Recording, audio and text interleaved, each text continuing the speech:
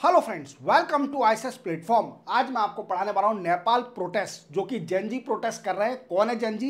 Even आपको detail में समझाऊंगा कि 2024 से कैसी सिचुएशन क्रिएट हुई और अभी क्या चल रहा है नेपाल में। इंडिया का क्या कहना है, इंडिया क्या मदद करेगी नेपाल की to end the protest that on going in Nepal.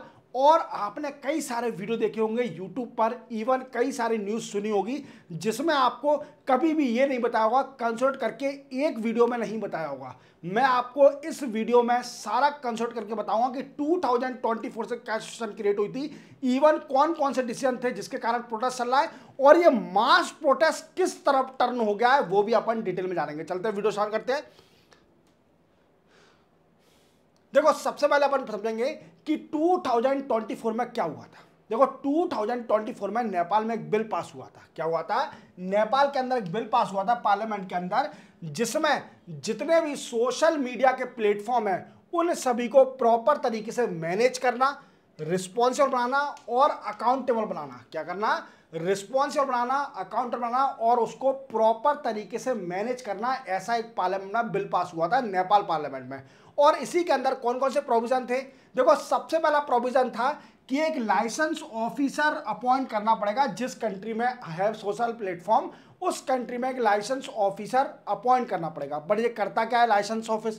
देखो, इसका काम होता है कम्युनिकेशन। क्या? Communication between government and company. क्या है कि लाइसेंस ऑफिसर काम होता है कि को कम्युनिकेशन को मेंटेन करके चलना बिटवीन गवर्नमेंट और कंपनी ऑफिस और कंपनी ऑफिसर्स। क्लियर? तो बिल में कई सारे रिस्ट्रिक्टिव रूल थे, जैसे आपको अगर कोई भी पोस्ट आता है गवर्नमेंट के खिलाफ आता है या गवर्नमेंट चाहती है कि उस पोस्ट को रिमूव करना है, तो वो रिक्वेस्ट कर सकती है उस सोशल मीडिया प्लेटफॉर्म से कि आपको रिमूव करना है, डिलीट करना है उस पोस्ट को। सबसे बड़ा प्रोविजन क्या था इसके अंदर कि कोई भी पोस्ट अगर गवर्नमेंट के अगेंस्ट होती है या फिर गवर्नमेंट चाहती है कि इस पोस्ट को रिमूव कर दिया जाए, तो कंपनी को और सोशल मीडिया प्लेटफॉर्म को रिमूव करना पड़ेगा। समझे मेरी बात को? और जितने भी सोशल मीडिया प्लेटफॉर्म है उन सभी को रजिस्ट्रेशन करवाना पड़ेगा अपना। क्लियर? देन आफ्टर इसमें एक और है, अगर किसी पोस्ट को जो कि गवर्नमेंट चाहती है कि इसको रिमूव कराना, बट किसी ने उसको लाइक कर दिया या फिर रीपोस्ट कर दिया, तो ये भी एक कॉग्निजेबल ऑफेंस होगा। क्या होगा? एक कॉग्निजेबल ऑफेंस होगा। बट क्वेश्चन बनता है कि sir we are new, we do not know the cognizable offence. देखो, कॉग्निजेबल ऑफेंस और नॉन कॉग्निजेबल ऑफेंस में बड़ा ही डिफरेंस है। जैसे आप मूवी देखते होंगे, तो मूवी कभी सीरियल में कोई पुलिस वाले किसी के जाते हैं तो बोलते हैं कि आपको अरेस्ट करने आए हैं, बट वो क्या कहता है कि आप पर वारंट है कि नहीं है, पहले वारंट चेक कराइए। क्लियर? तो यही मैटर है, नॉन कॉग्निजेबल ऑफेंस में पुलिस वालों को वारंट की जरूरत पड़ती है और कॉग्निजेबल ऑफेंस में पुलिस को वारंट की जरूरत नहीं पड़ती है, वो अरेस्ट कर लेते हैं। बट ऐसे कौन कौन से मैटर हैं जो कॉग्निजेबल में आते हैं? जैसे किसी ने मर्डर कर दिया तो उसमें पुलिस को कभी भी वारंट की जरूरत नहीं पड़ेगी, वो अरेस्ट कर लेगी, क्योंकि वो कॉग्निजेबल ऑफेंस है। तो इसको क्या कर दिया? कॉग्निजेबल ऑफेंस बना दिया। अगर कोई भी रीपोस्ट, लाइक और ऐसी पोस्ट डालता है जो कि गवर्नमेंट उसको डिसलाइक करती है और रिमूव करना चाहती है, तो वह एक कॉग्निजेबल ऑफेंस होगा। समझे मेरी बात को? इतना बोला। देन आफ्टर क्या हुआ? अगस्त 2025 में एक सुप्रीम कोर्ट ऑफ नेपाल का वर्डिक्ट आया कि जितने भी सोशल मीडिया प्लेटफॉर्म है इसको मॉनिटर करो और अकाउंटेबल बनाओ। जितने भी सोशल मीडिया साइट्स हैं इन सभी को मॉनिटर और अकाउंटेबल होना चाहिए बाय गवर्नमेंट एफर्ट। समझे मेरी बात को? तो इसी सुप्रीम कोर्ट के डिसीजन को देखते हुए क्या हुआ कि 4 सितंबर को नेपाल गवर्नमेंट ने डिसीजन लिया कि 2 दर्जन जितनी भी सोशल मीडिया साइट हैं उन सभी को बैन कर दिया। क्या कर दिया? बैन कर दिया, including Facebook, Instagram, x, even ये सारे हैं, देखो व्हाट्सएप, इन सभी को बैन कर दिया। और रीजन दिया कि ये फेल हो चुकी हैं अपने प्रॉपर डेडलाइन टाइम से रजिस्ट्रेशन करवाने में। क्या? कि डेडलाइन दी थी कि आप अपना न्यू रजिस्ट्रेशन कराइए इस कंट्री के अंदर, नहीं तो आपको बैन कर दिया जाएगा। और इसी को देखते हुए वो फेल हो गए रजिस्ट्रेशन कराने के लिए, उन सभी को बैन कर दिया, 2 दर्जन we can say social media site को। और यहीं से एक मामला स्टार्ट हो गया, प्रोटेस्ट स्टार्ट हो गया नेपाल के अंदर।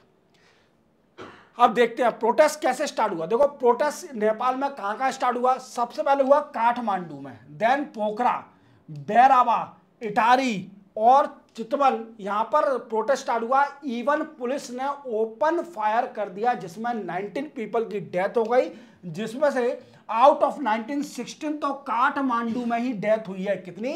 16 तो काठमांडू में ही डेथ हुई है। और 200 पीपल, वी कैन से 200 पीपल इंजर्ड हो गए, क्योंकि पुलिस ने ओपन फायर कर दी थी। क्या कर दी थी? पुलिस ने ओपन फायर कर दी थी टूवर्ड दी प्रोटेस्टर, याद रखोगे।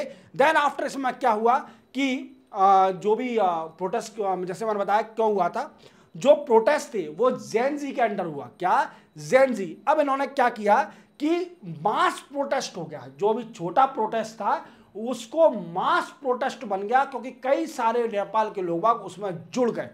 अब ये मास प्रोटेस्ट क्या हुआ, अभी तक तो ये सोशल मीडिया का था, अभी तक तो ये सोशल मीडिया को बैन करने का प्रोटेस्ट था, बट ये धीरे धीरे टर्न हो गया किसमें?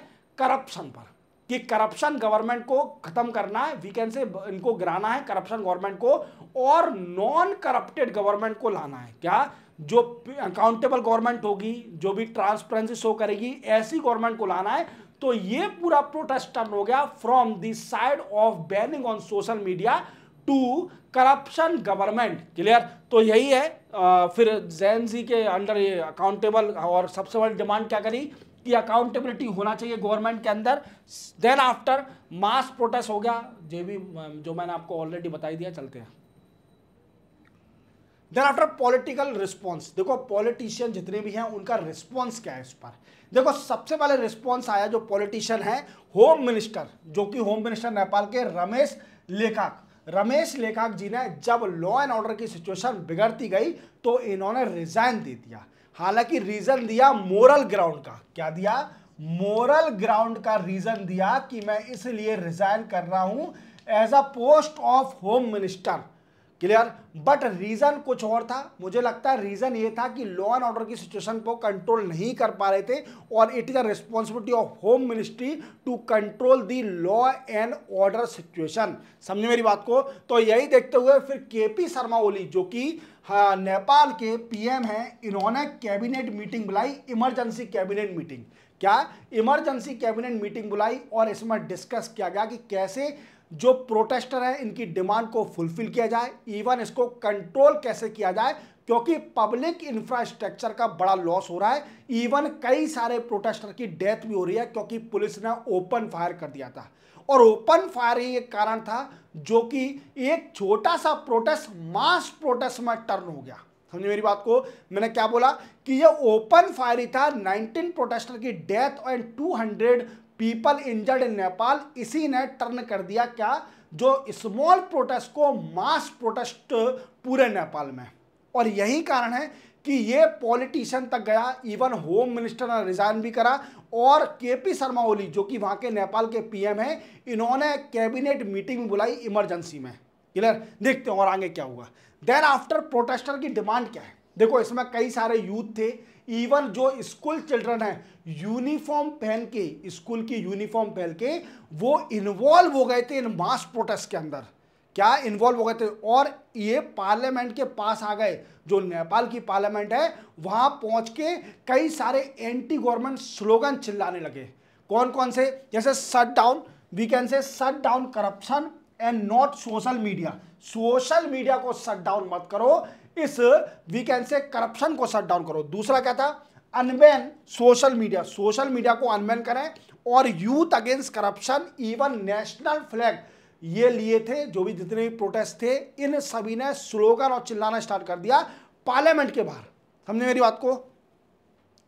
देन आफ्टर प्रोटेस्टर की demand, then organiser and supporter group turn into TikTok. देखो टिकटॉक, अब यहां पर क्वेश्चन बनता है कि सर नेपाल ने सारे सोशल मीडिया को बैन किया, टिकटॉक को बैन क्यों नहीं किया? ये भी क्वेश्चन बनता है, ये कोई नहीं बताएगा, ये मैं बताऊंगा टिकटॉक को बैन क्यों नहीं किया। देखो अभी आप सिचुएशन देख रहे हो नेपाल की, नेपाल चाइना की तरफ ज्यादा लीनियंट हो रही है, चाइना की तरफ ज्यादा लीनियंट हो रही है। और टिकटॉक जो है ये टिकटॉक चाइना कंट्री का है और चाइना से अच्छे रिलेशन बनाने के लिए, क्योंकि क्या है नेपाल पूरी लीनियंट कहाँ हो रही है, चाइना की तरफ, तो इन्होंने टिकटॉक को छोड़ दिया, उसको बैन नहीं किया। हालांकि इन्होंने रीजन दिया कि उन्होंने रजिस्ट्रेशन करवा लिया है इसलिए उनको बैन नहीं किया है, बट लोगों ने टिकटॉक पे आके कई सारे पॉलिटिशियन से क्वेश्चन पूछने लगे कि आप जो लग्जरियस लाइफ जी रहे हो ये कहां से पैसा आ रहा है आप पर, आपका सोर्स क्या है, जो आपके बच्चे और आप लोग जो लग्जरियस लाइफ जी रहे हो, जिसमें आप बड़े इंजॉय की लाइफ जी रहे हो, तो ये पैसा सोर्स ऑफ इनकम कहां से आ रहा है आपके लिए, ये भी क्वेश्चन पूछे गए। देन आफ्टर काठमांडू मेयर, देखो ये सपोर्टर है बालेंसा, ये और अगले पीएम के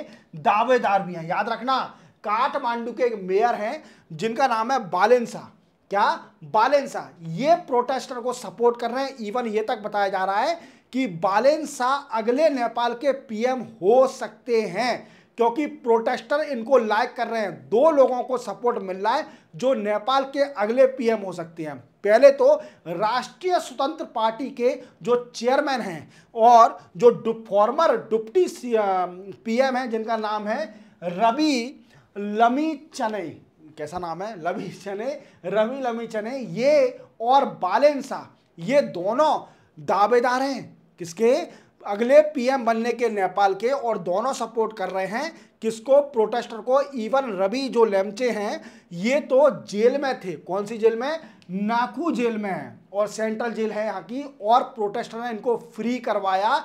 इवन ये प्रोटेस्टर का सपोर्ट कर रहे हैं और बताया जा रहा है कि अगले पीएम के दावेदार बालेंसा और रवि जी हैं, क्लियर, जो कि राष्ट्रीय स्वतंत्र पार्टी के चेयरमैन हैं। और ये कौन है, काठमांडू के मेयर है बालेंसा। अब पीएम ने रिजाइन कर दिया, यही देखते हुए देखो प्रोटेस्ट जब कंट्रोल नहीं होगा, क्योंकि जितने भी प्रोटेस्ट थे वो पब्लिक प्रॉपर्टी का बड़ा रिस्ट्रिक्शन हो रहा था और पीएम को गिराने की बात चल रही थी, जो बांग्लादेश में हुआ था शेख हसीना मैम के साथ, वही नेपाल में हो रहा है। क्या हो रहा है, बांग्लादेश में जो हुआ था वही नेपाल के संग हो रहा है, क्योंकि नेपाल के केपी शर्मा ओली ने रिजाइन कर दिया as a post of PM, और वीकेंड से अब आर्मी ने, इसके बाद जो नेपाल की आर्मी है उन्होंने पूरा कंट्रोल ले लिया अपने अंडर, और जितने भी प्रोटेस्ट है उन सभी से रिक्वेस्ट करी कि we are ready to for dialogue as well as parliament step down pre condition. क्या है कि पार्लियामेंट जो गवर्नमेंट है इसको डिसोल्यूशन करने की भी प्री कंडीशन है, बेफिक्र रहिए, आपसे डिस्कस तभी होगा जब पार्लियामेंट में डिसोल्यूशन हो जाएगी पार्लियामेंट, इवन डायलॉग भी साइन कर सकते हैं, आपकी सारी डिमांड मानी जाएगी, क्लियर। तो आप याद रखना केपी शर्मा ओली ने रिजाइन कर दिया है। अब क्वेश्चन बनता है कि इंडिया का रिस्पॉन्स क्या है। देखो जैसे आप जानते हो कि हमारे देश के प्रधानमंत्री मोदी साहब हिमाचल और पंजाब में गए थे to assess the situation of flooding, जो फ्लड चल रहा है वहाँ हिमाचल प्रदेश और पंजाब में, उसको वीकेंड से मुआयना करने गए थे। और जैसे ही आए उन्होंने देखा कि नेपाल में कंडीशन बहुत बिगड़ते जा रही है, इवन इसीलिए उन्होंने कैबिनेट कमेटी ऑन सिक्योरिटी बुलाई, इमरजेंसी में कैबिनेट कमेटी ऑन सिक्योरिटी बुलाई, और इसी में डिस्कस किया गया कि कैसे इस प्रोटेस्ट को कंट्रोल किया जाए, इवन हम क्या मदद कर सकते हैं नेपाल की, और सोशल मीडिया प्लेटफॉर्म का यूज करके सभी हमली रिक्वेस्ट करी गई जो नेपाल के प्रोटेस्ट कर रहे हैं उन सभी से कि आप बेफिक्र रहिए, आप पीसफुल का यूज करिए, इवन आपके फंडामेंटल राइट कोई भी वॉयलेट नहीं होंगे, पीसफुल यूज करिए। अब इंडिया ऐसा कर क्यों रही है, इंडिया को क्या पड़ी है नेपाल कंट्री की, और बांग्लादेश में भी शेख हसीना मैम को वीकेंड से राह दे रही है इन इंडिया के अंदर, तो ऐसा क्या है। देखो क्या है कि जो बांग्लादेश में प्रोटेस्ट हुआ था, जब आपने देखा होगा तो मास प्रोसिक्यूशन हो रहा था वहां पर, क्या हिंदू लोगों पर मास प्रोसिक्यूशन हो रहा था, और इसी को देखते हुए कई सारे हिंदू लोग बॉर्डर पार करके, इंडिया और बांग्लादेश के बॉर्डर पार करके इंडिया में एंटर हो गए थे बाय इलीगल इन्फिल्ट्रेशन। क्या इलीगल इन्फिल्ट्रेशन करके कहां पर, इंडिया में एंटर हो गए थे, और ये कंडीशन नेपाल में भी हो सकती है।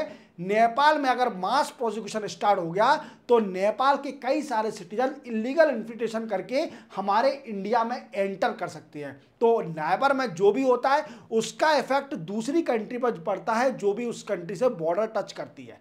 तो इसलिए हमारे देश के प्रधानमंत्री मोदी साहब ने सभी से रिक्वेस्ट करी है, नेपाल के जितने भी प्रोटेस्टर हैं, कि आप पीसफुली प्रोसेस का फॉलो करें और जो भी आपकी डिमांड है वो गवर्नमेंट और आर्मी जल्दी ही आपकी पूरी मान लेगी। तो यही है पूरी कहानी। आपको पूरी तरह समझ में आ गया होगा कि क्या चल रहा है नेपाल में। इवन आपको मैंने 2024 से लेकर अभी तक क्या रियलिटी है ये तक क्लियर कर दिया और सिंपल लैंग्वेज में क्लियर किया है। आपको कई सारे घुमाएंगे बट मेरा काम है कि आपको सिंपल लैंग्वेज में समझाना। और रिमेनिंग जितने भी एडिटोरियल मैंने बनाए हैं उन सभी की लिंक इस वीडियो के डिस्क्रिप्शन में मिल जाएगी, देख लेना, आपकी नॉलेज और एक्सपांड होगी। मिलते हैं हम नेक्स्ट एडिटोरियल में, तब तक के लिए जय हिंद।